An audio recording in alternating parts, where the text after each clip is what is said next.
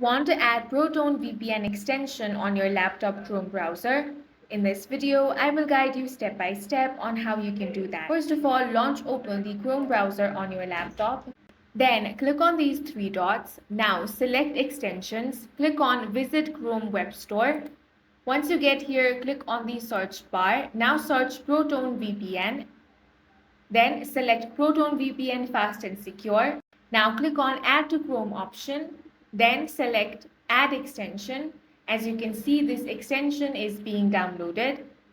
Once it has been downloaded, you want to log into your Proton account. For that, enter your email address, then enter your password and log into your account. Then click on this extension icon. Then you want to pin Proton VPN. After that, click on the Proton icon, and from here you can easily use Proton VPN. And that's it for this video. If you found it useful, make sure to hit the like button and subscribe for more videos like this.